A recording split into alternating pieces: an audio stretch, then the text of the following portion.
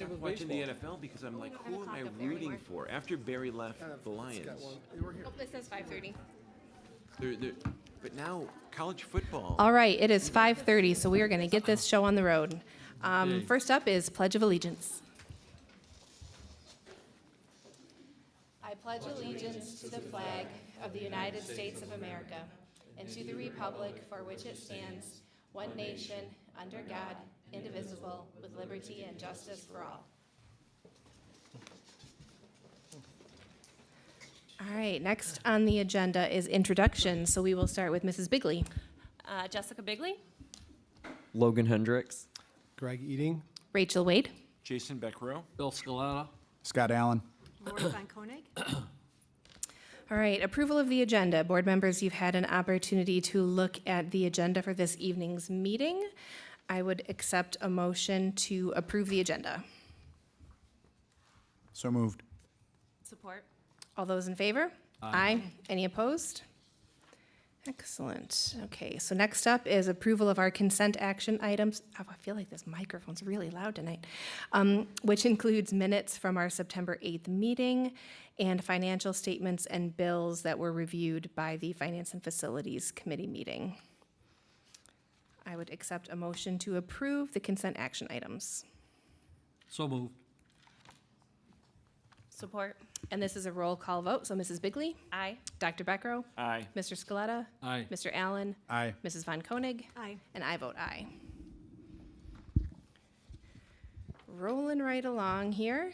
Good news about our schools, everyone's favorite agenda item. Mr. Eating, what do we have this evening? Well, tonight we are pleased to welcome several students from Germany who are participating in the Sister School Exchange Program.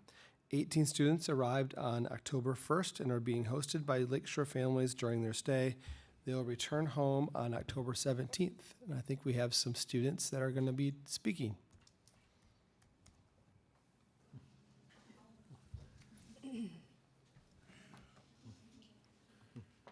Hi, I'm Carly Whitelaw, and I'm a senior this year. Hi, I'm Whitney Hunt, and I'm a sophomore this year.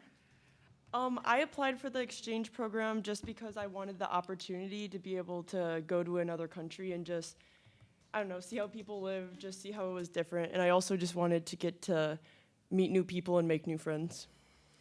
I also wanted to meet new people, but I also wanted to have the experience of another country from living in the house of people who live there full time. It's because it's much different. And what I hope to gain is just, of course, new friendships and things that I wouldn't have seen if I just went on vacation with my family and not stayed with people. Yeah, I think it's just a fun opportunity because it's not like just vacation. Like I actually get to see the culture there, and I also think it's fun to it's also not scary, but it's cool that I get to represent the country and show other people our part here, and then I go get to do the same in Germany. Yeah. So did the two of you, are you hosting students right now? Yes. So you're giving them the type of experience you're hoping that they will give you when you travel there and during spring break? Yeah, it's been a lot of fun so far. Has it made you be intentional about the types of activities you take them along with and the things that you allow them to experience about our country? I've been extra busy lately, but it's been bet. worth it. I Yeah, bet. it's been fun, yeah. Awesome.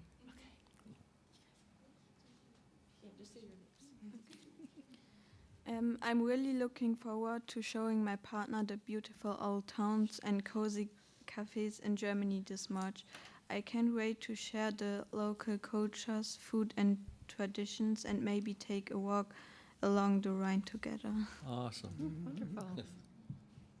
When I was at the school here, it really surprised, the school system really surprised me here, and I really enjoyed the trip to Chicago and the football game on Friday. We enjoyed the football game. We sure did.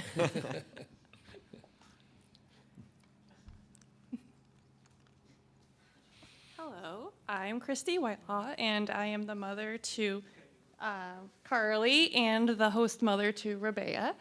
and I did not know that I was speaking. I thought I was just driving them here. So I'm just speaking on, my experience of the program so far. And anybody who knows me knows that I am very much a homebody. I don't like to travel. I don't like to leave my house. And so when my daughter said, "Mom, I really want to go to Germany, we have to, we're going to do this." And so it's been actually really neat because I'm learning about a country that I'll never go to, probably. And when Rabea first came, I feel like our whole family was just asking her all the same questions at different times because it's just so interesting to learn about another culture and another place that nobody in my family has been before. I know that they were really fascinated by our yellow school buses, so then I was like, "Oh, what color are your school buses?" And so it's just been really neat just getting to know Rabea and having communication with her family back in Germany too. We've been texting and sending pictures and just building those connections and just seeing how much fun that the kids are having. And Carly has been so busy this week just making sure that they get the full American experience. So it's been really great. Hi, my name is Annalisa Fisher, and I'm here with my husband. We have the pleasure of having 2 exchange students right now. So we are the host parents for Lata and Mila. I don't have probably quite as much to say, but I think the unique parts about this are that it's been really fun to see the curiosity on their faces as they see and experience different things here that we just didn't realize were that different in their country. And so some examples are that they don't have dances. And I think I knew they didn't have football teams, but I mean, there were just a lot of simple high school experiences that are very, very different, or they just don't get to have. We do travel a lot as a family, and I did all the study abroad things starting here at Lakeshore and into college, and then it just carried with me through life and my career. And so our kids, and Whitney is our youngest, have also had that curiosity, and this was just an opportunity to carry that through and to do it with peers. I think it lends itself to some of the skill sets that we look for as adults in people, like critical thinking and being put outside of your comfort zone, and what do you do in those situations, and do you know how to travel, and do that in a calm way, and make decisions in other countries, and understand some of the cultural norms. So that's been probably the biggest takeaway from it, and then it's been neat to have them in our house and hear about their families and how some things are the same in their homes that they have here. So thank you. Wonderful. Thank you. Thank you. Very good. Any other questions, board members? These are just experiences that you guys will never forget. So what color are the school buses then in Germany? I don't think they have them. They don't have They don't have public transportation or? Oh, okay. Okay.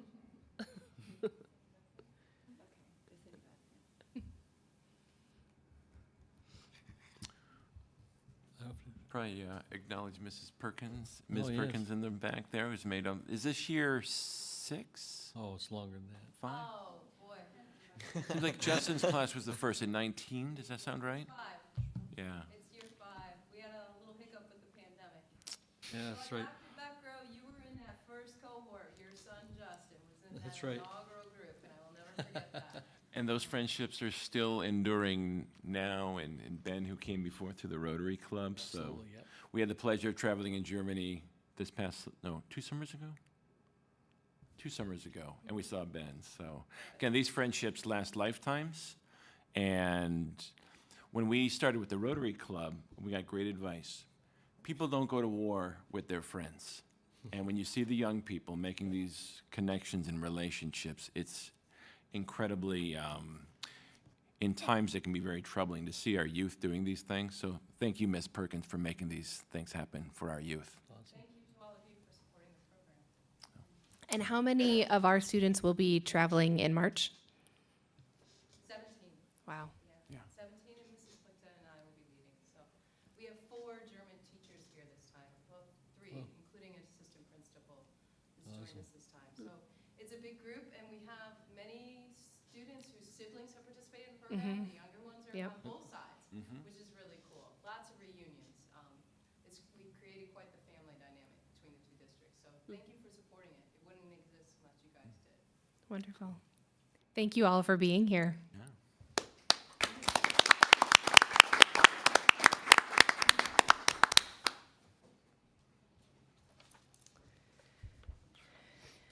Okay, moving on in our agenda. Recommendation of the superintendent, acceptance of the 24-25 financial audit. Yes, the exciting part of the night. We have tonight Matt Kelly from Plant Moran, who's going to give us an overview of our most recent annual financial audit. The board would then be asked to accept the 24-25 financial audit as presented. Thank you for having me. Not as exciting as that good news, but hopefully it is still good news. So we had another great year for the audit this year, and we have the graphs to present to you here in a minute. But just a couple things before we get started. It was a little interesting this year within the state government and the federal government. So delays with the budget, which we all have heard of, which has been now passed, so that's good news. But also delays within the federal government and the compliance supplement. So part of the audit is to do a single audit. And we have performed all that work, but we're not allowed to issue the report until the compliance supplement has been issued. So in front of you, you will see drafts of the financial statements. Nothing is expected to change. And we're actually going to issue the general purpose financial statements here in the next couple days. But the single audit report, which is the test of your federal funds, so this year was child nutrition, needs to wait until that compliance supplement will come out. Some estimates was it was going to be in November, but obviously with the federal government still shut down, we have no idea when that might happen. So we'll be in contact with the district. We'll get that issued as soon as we're able to. The state of Michigan actually adjusted their laws, so instead of a November 1st deadline for that, it's going to be 30 days after the compliance supplement has been issued. So it'll give all the districts time to review it and make sure everything's set for that. But other than that, the audit went very well. Again, we had an unmodified or clean opinion, which is the highest level of assurance that we can provide, meaning all your books and records were materially stated. We spent some time with the finance committee last week and went over everything in details. But we're just going to go high level over the general fund now. But if you do have any questions, feel free to reach out to me or anybody on the team. Overall, the financial statements are responsibility of management, and Plant Moran's responsible for rendering an opinion on those financial statements. And we make sure the audit's complete in accordance with generally accepted auditing standards.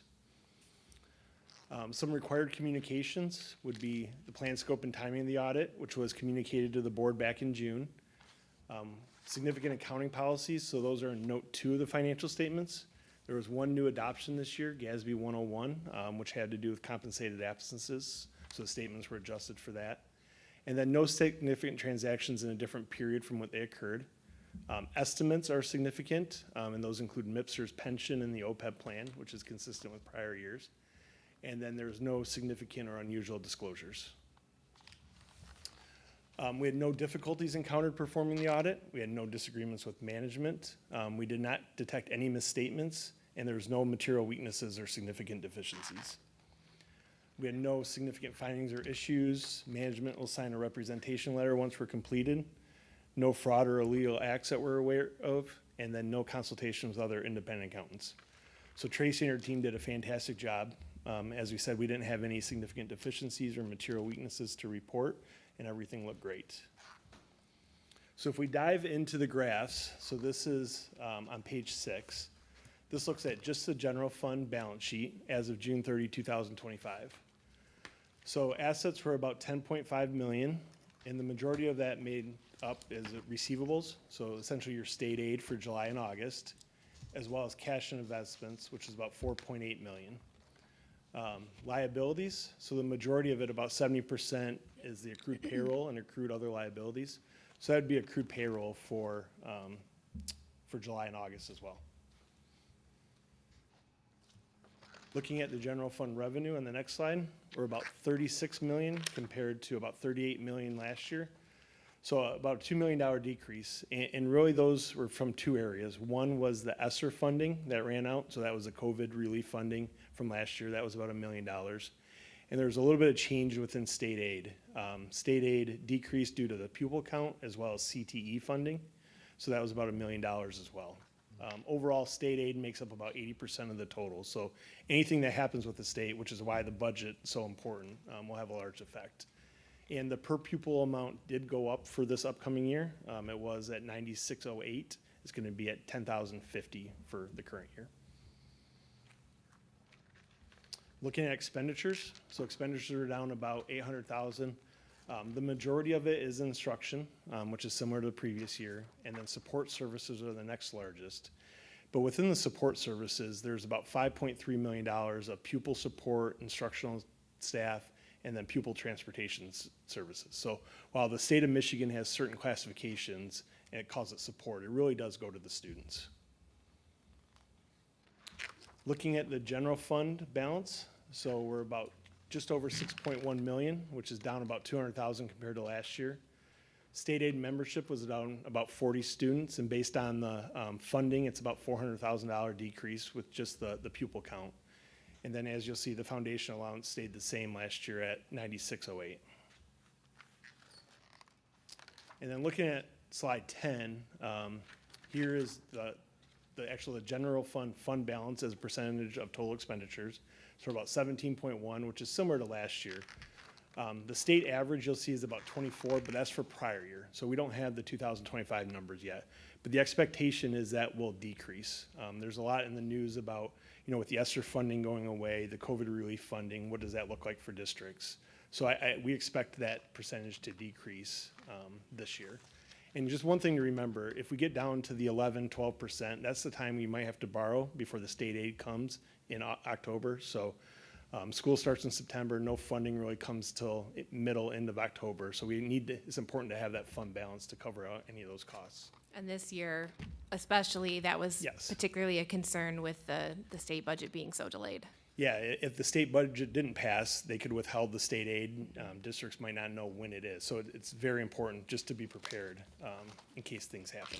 I was on a call with the Michigan Association of School Boards, and they were recommending to districts, if you haven't been talking with your financial institutions about loans to cover, you need to start doing that. And we were very grateful that Tracy had assured us that we had enough to get us through if that October payment was delayed.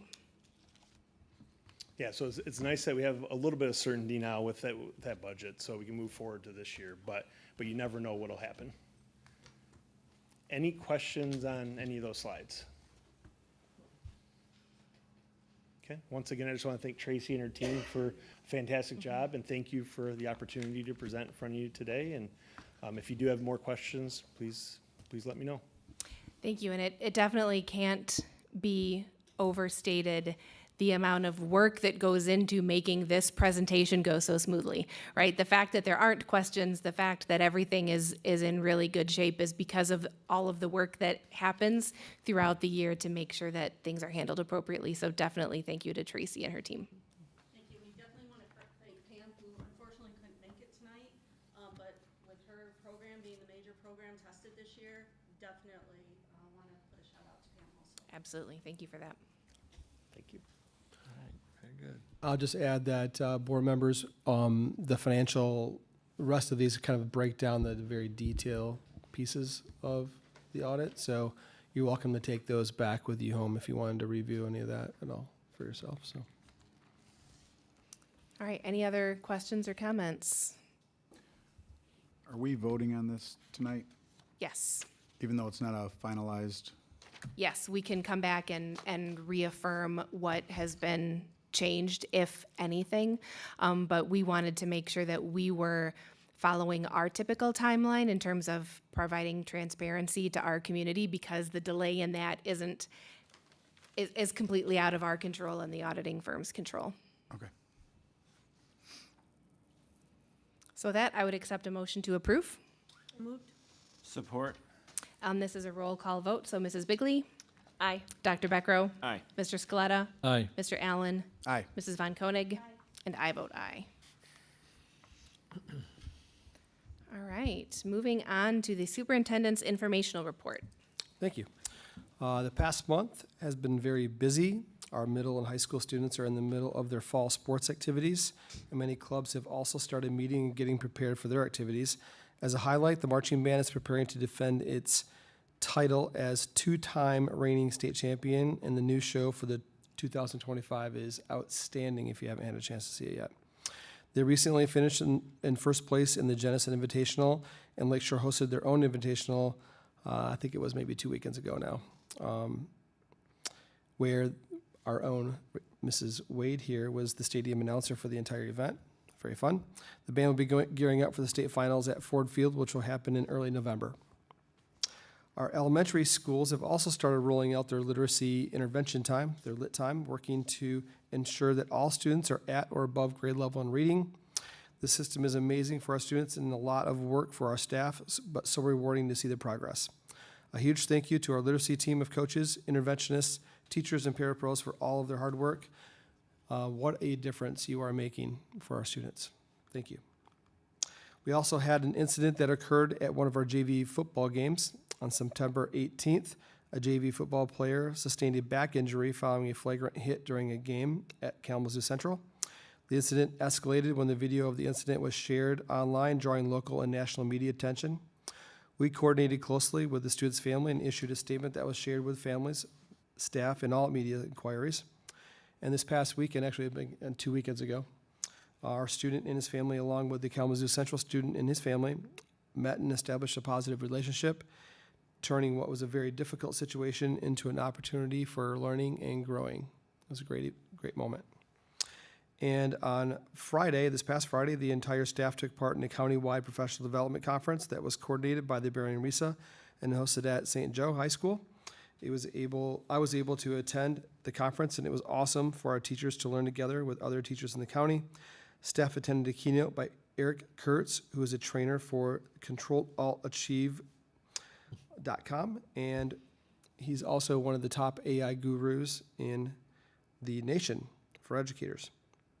Staff were also able to choose their own sessions and enjoy a lunch together. Overall, it was a fun day of learning for everybody. So it was a lot of fun. I enjoyed it, and I know Rachel was there too as a member of the Barry and Risa staff. So pretty great to see almost 1,500 people in attendance at that event. So pretty cool. Yes. And with that, I'm going to turn it over to the young man on my left, Mr. Hendricks, who is going to give his first address to the board with his report. All right. My voice might be a little scratchy. I was singing a lot at homecoming. Okay. So, as the newly appointed student representative, I'm excited to begin my term by focusing on communication and connection among the 5 schools within the Lakeshore's district. My main goal this year is to ensure that student voices from all grade levels and buildings are represented accurately and thoughtfully at the board level. In the coming months, I plan to visit each of the 5 schools in our district and meet with their respective student leadership teams. These meetings will serve as an opportunity to learn more about the unique cultures, priorities, and challenges within each of the buildings. While I already have a set of generalized questions prepared, I also plan on collaborating with each of the school's administrators to develop individualized questions that reflect the needs and goals of their students in their buildings. My intention is to use the information gathered from these visits to identify common themes across the district, as well as highlight unique initiatives or concerns specific to certain schools. This feedback will then be shared with the board to inform future discussions and decisions that impact the student experience. I look forward to representing the student body this year and working alongside of the board members and just keep making Lakeshore a supportive and engaging community for everyone.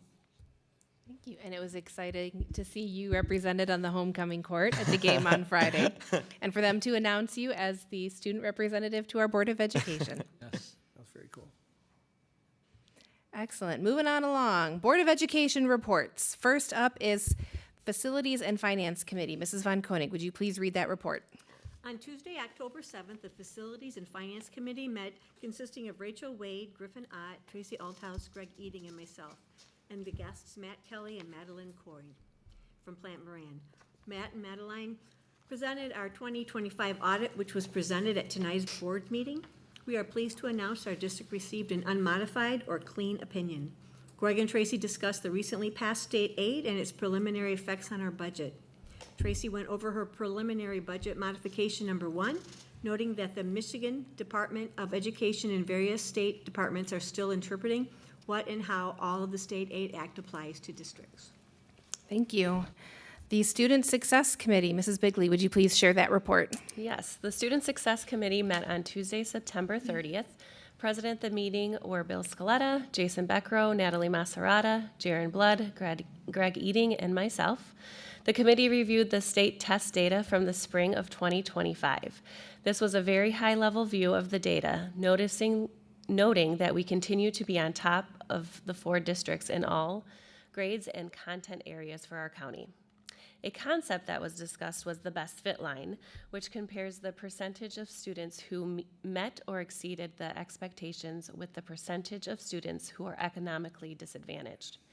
When you draw the best fit line across the county or state, the goal is to be above the line, meaning that our students are outperforming others within similar demographics. When looking at this data, we notice that our district is very close to the line, but is often a little below the best fit line, which means while Lakeshore students tend to perform very well, we do not necessarily outperform districts with similar demographics. Another item that the committee discussed was the McKinney-Vento audit that took place last school year. Mr. Blood is our homeless liaison and provided the committee with some items that need to be updated to be in compliance with the McKinney-Vento law. Importantly for the board, some of these items include an update to board policy, which Mr. Eating is currently working on with our Neola representative. Thank you. And the Culture and Leadership Committee report, Mr. Scaletta, would you please share that? Yes, the Culture and Leadership Committee met on Friday, October 3rd. Present at the meeting were Susan Toothman, Greg Eating, Griffin Ott, Lori Von Koning, Logan Hendricks, and myself. The committee reviewed plans that the district has for the wellness program that Mrs. Toothman developed. From October 20th to November 7th, employees will be able to win prizes for participating in wellness activities.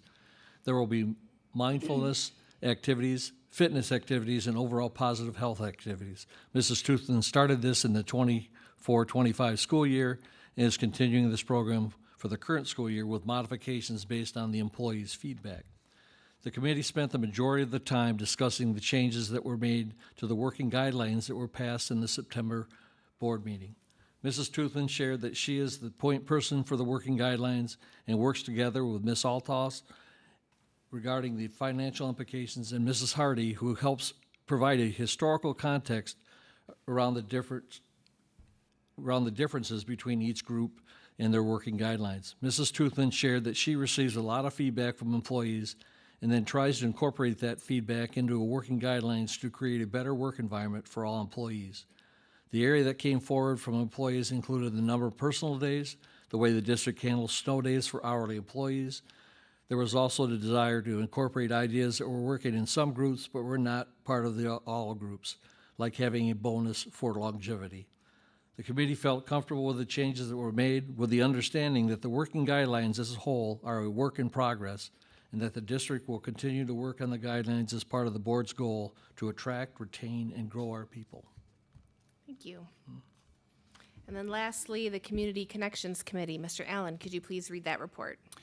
The Community Connections Committee met on Tuesday, September 9th. Present at the meeting were Rachel Wade, Jessica Bigley, Susan Toothman, Greg Eating, and myself. The committee quickly reviewed the working guidelines and the changes.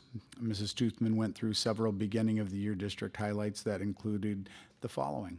34 new employees hired since April of 25, including 11 certified staff and 23 support staff.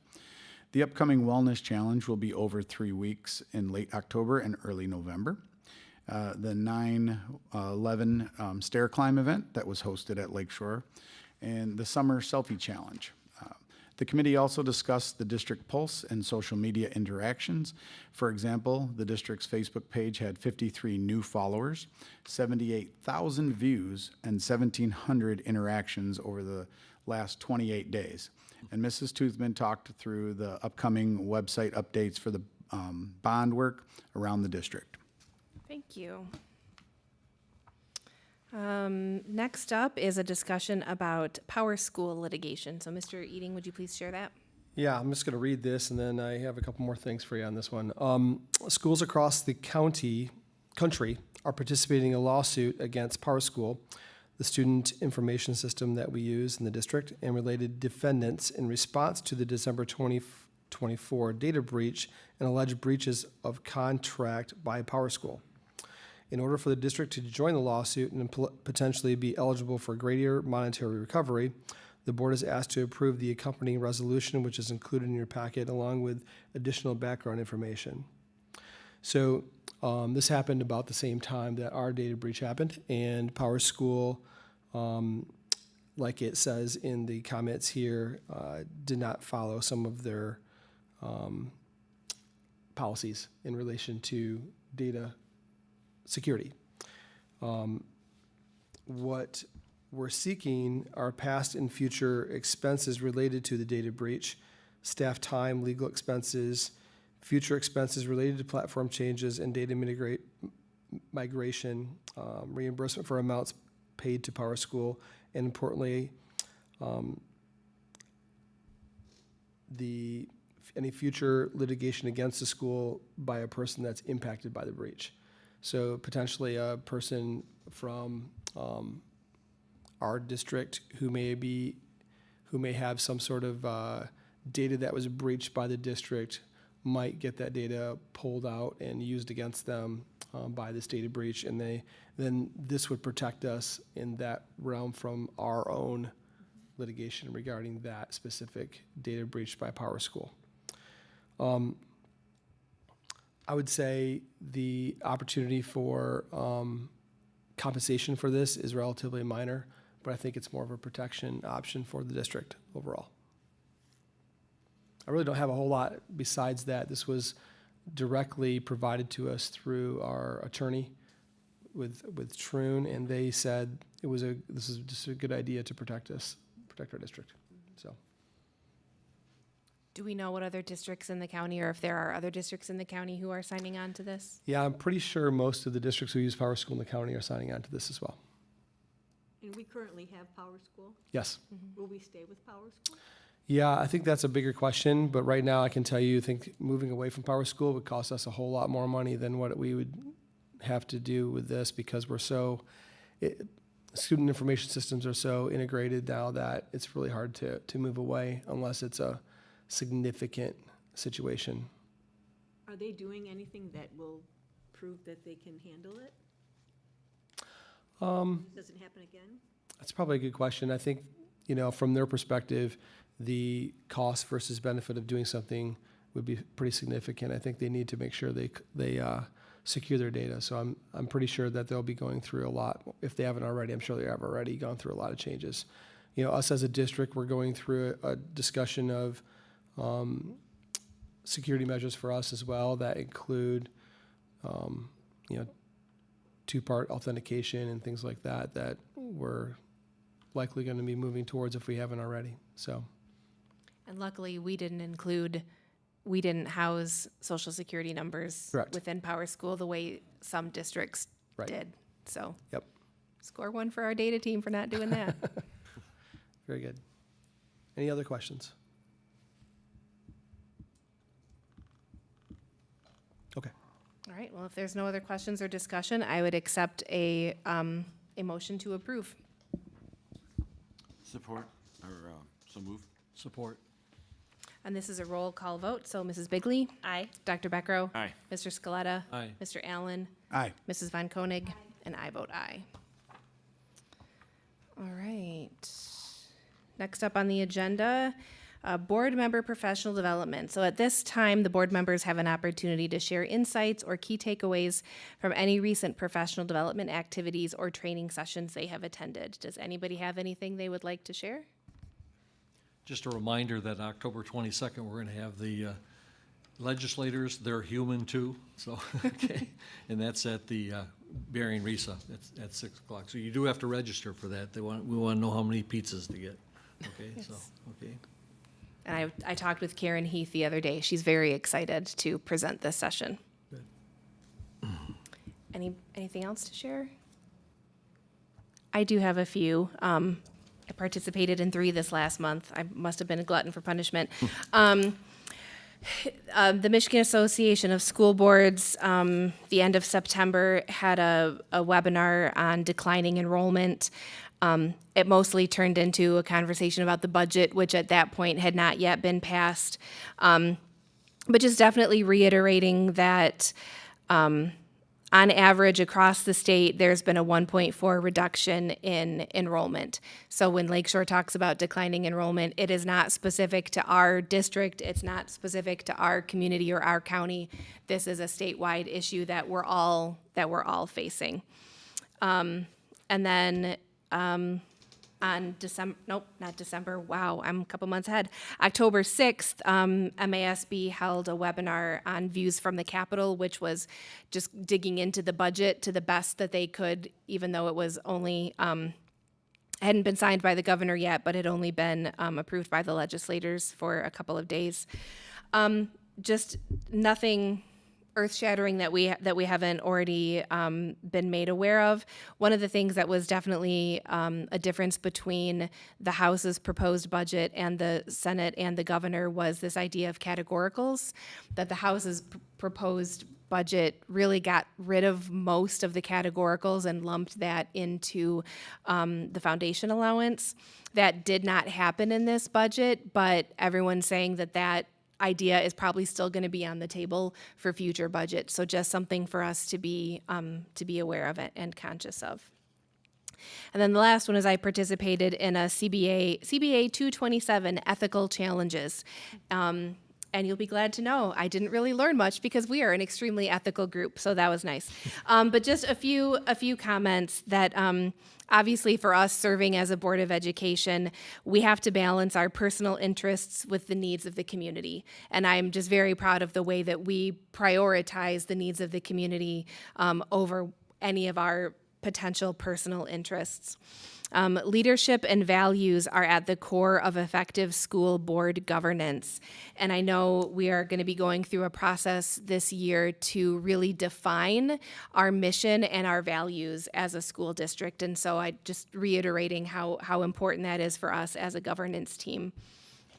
That ethical leadership means that we have avenues to ask questions, that we maintain humility, that we consider the impact of our decisions, and that we treat everyone with fairness, honesty, and respect.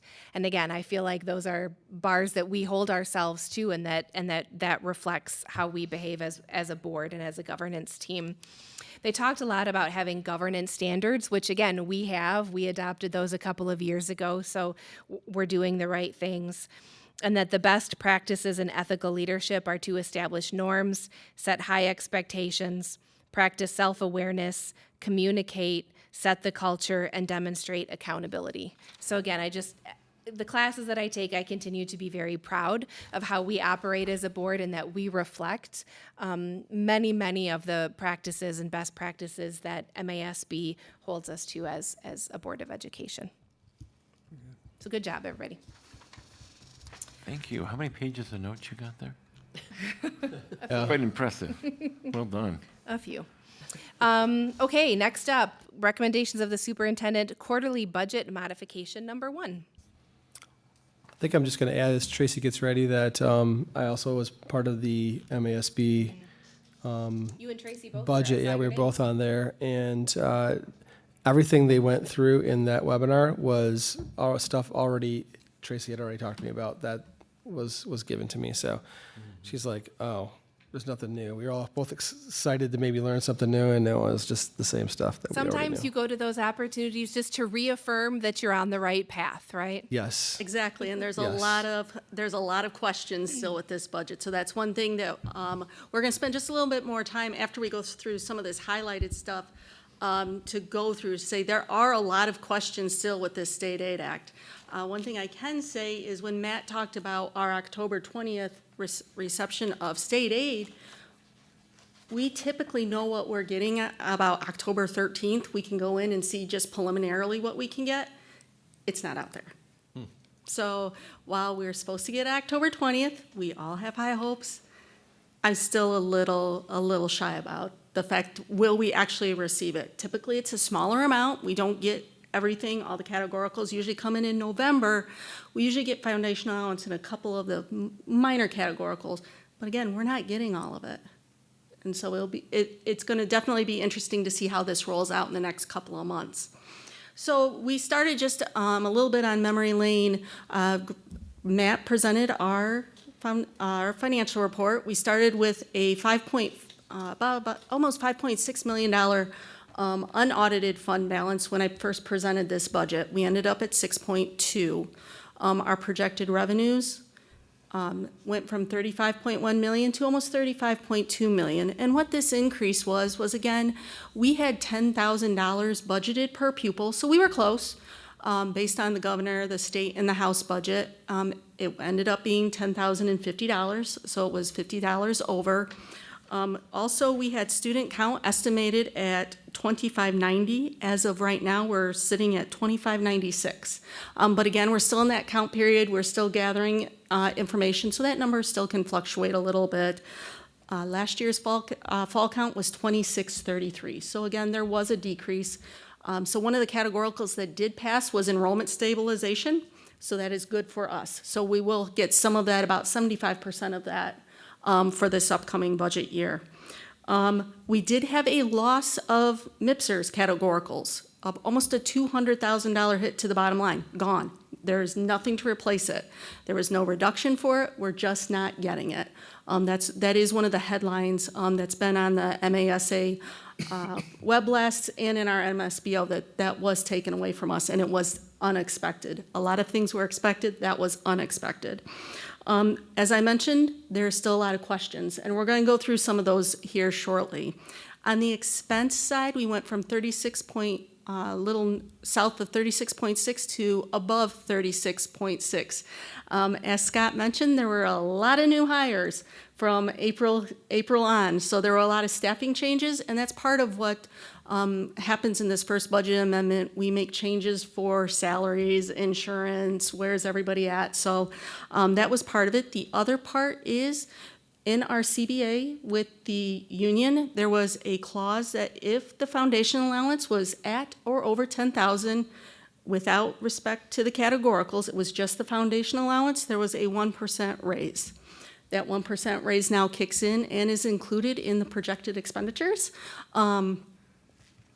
For all other groups, that has already been taken into effect, that's already been calculated, that's already been given. For them, we hope to have that to them on the October 31st payroll date.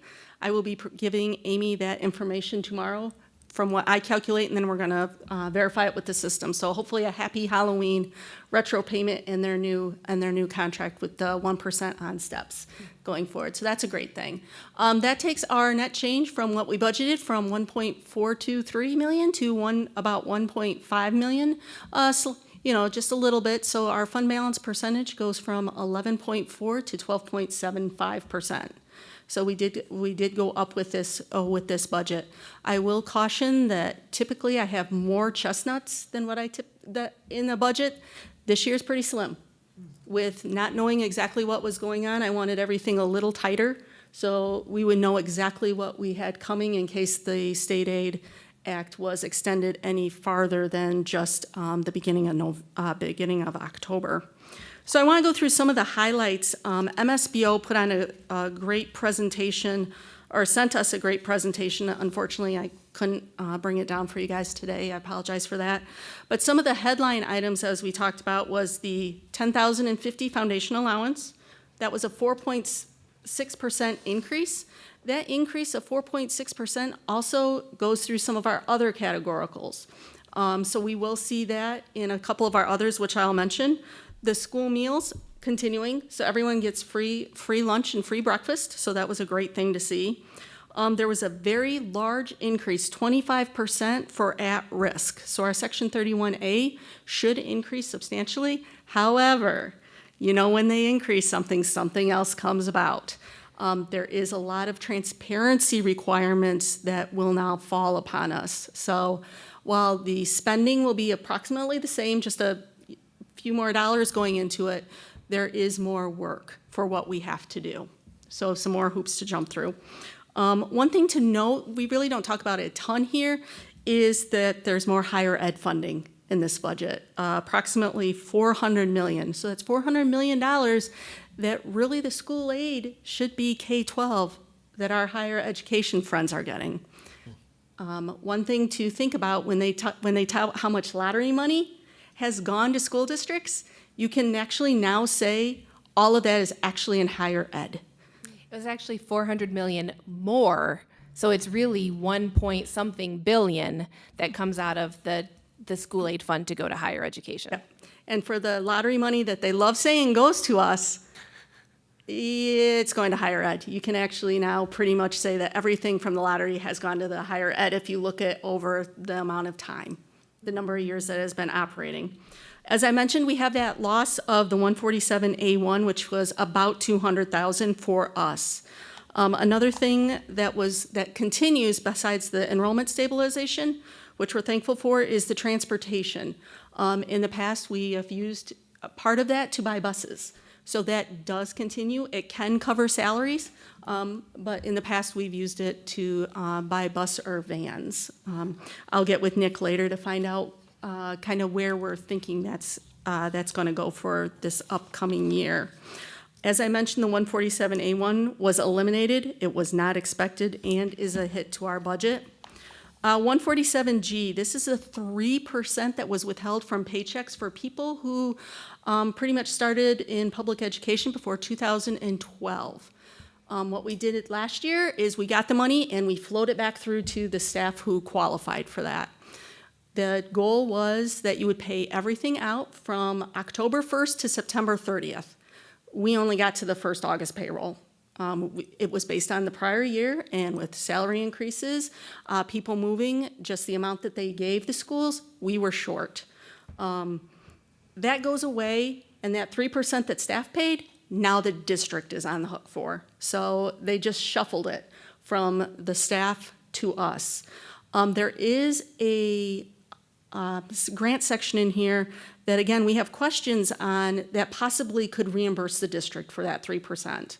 It's 27L, and part of that is educator compensation as well as this 3%. So we're very curious as to what's going to happen with that in the future. The rates for MIPSers didn't change as it was actually threatened that it might change and go up. It was a 5.75% cap reduction. That means we're remitting 5.575 less to the state out of our budget. We do have pass-through money. However, there are still normal rate increases in MIPSers, so that rate still goes up. Plus, we have the 3% until we know how that flies through. What they say is a great, hey, look, we reduced the MIPSers cost for everybody. Not really. I mean, yes, we do get some relief, but we don't see that whole rate reduction. As I'm going through this. Section 31AA, I think we definitely want to discuss. That is what our mental health and school safety grants. And while that grant continues at 4.6%, so that was one of the 4.6% increases, it changes a little bit. There are competitive grants now within there for SROs, as well as our social workers, mental health professionals. Competitive grants, typically, we don't get much of that just based on our demographics. So that could be a potential loss to the district. So I'll be very curious when that comes out, how we fare in that realm. And then the last one, as I mentioned, is that Section 27L. It's $350 million, of which 203 is supposed to be used based on another sections remaining to increase compensation for educators. It's defined, it's not limited, it's a little bit more specific language. In addition, there's supposed to be this MIPSers reserve for this 3%. Again, some of the devil's in the details, and we got to find out how it'll affect us. So there's still a lot of unknowns. Please expect that definitely in January, but before then, I might be doing a mini budget amendment as we find out more information. So while I want to say this is great, and it is good news, I mean, we still have positive fund balance, there's more coming and there's more that we don't know. So again, this is I almost wanted to call it kind of like the drafts you see, a draft budget modification, because truly that's what it is. We just don't know certain things that could significantly impact our district. Yeah, that was definitely the theme of that webinar on the 6th was MDE still has to figure this out. They're still going to have to figure this out. We still don't know the answer to this. So Yeah, there's thank a you lot for of unknowns. thank you for making as much sense of this as you could at this point. Tracy, do you recall a time when this happened like this in your past? We've had times where we don't know where maybe one categorical might fall, that there's some, some language that we don't understand, but not to this degree. This affects numerous categoricals. It's not just one. There's a lot more. So I cannot recall one that would be this significant. Now, not having a budget till late, yeah, we've had that, but not to this degree. So Just to add that, I think the change in how the gas tax is going to happen is going to be a big change to how the state's funded. It's going to probably have an impact on the school aid fund as well. I'm just guessing.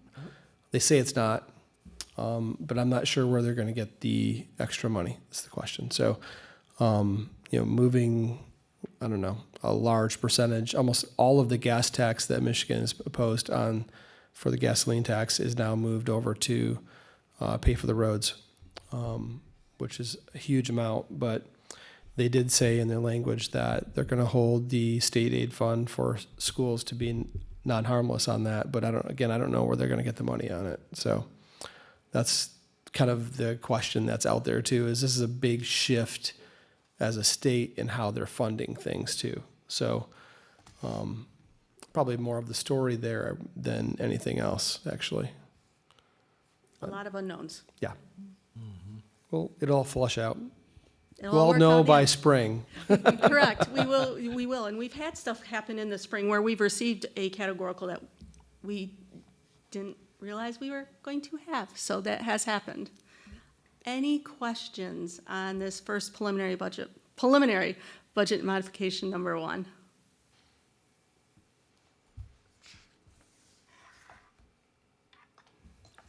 All right, thank you. Thank We you. need to do a, Yep, we do. We need to approve this. So I would accept a motion to approve. So moved. Support.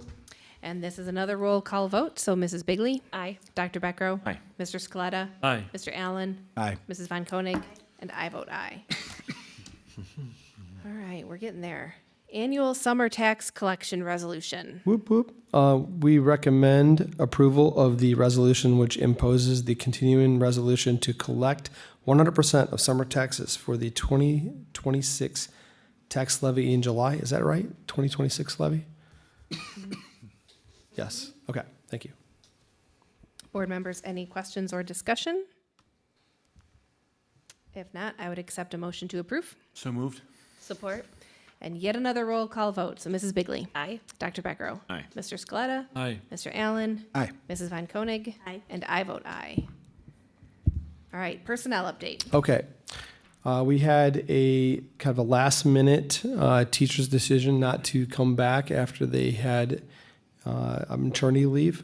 That was, I think, at Stewart with Miss Megan. So we have gotten lucky, very lucky, and we're able to hire Margot Ross as a 4th grade teacher at Stewart Elementary. That will be effective October 27th. Mrs. Ross and her family recently relocated back to the area from Elkhart, where she previously taught 3rd grade. She holds a bachelor's degree from Western Governors University and a master's degree from Trine. There you go. Excellent. Board members, any questions? If not, I would accept a motion to approve. So moved. Support. All those in favor? Aye. Aye. Any opposed? Any abstentions? All right, approval of an overnight trip. High school principal Jerry Holgren is requesting the board to approve an overnight trip for the 155-member marching band to travel to Detroit's Ford Field for the state competition on November 1st, 2025. Because the band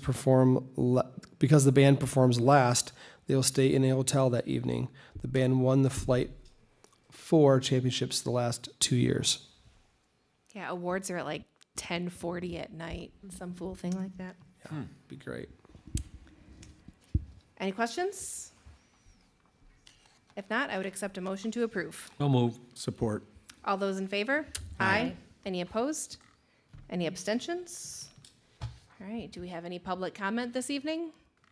I was going to say that Logan Hendricks abstains from that, I think. So I think Logan wants to approve staying in the hotel that night. It's going to be fun. That is a very long drive back, and I can't imagine doing a lot that shorter at drive 11. when you win a state title. Yeah. Just so you know. Not for the bus drivers. So true. All right, then I would accept a motion to adjourn. So moved. Support. All those in favor? Aye.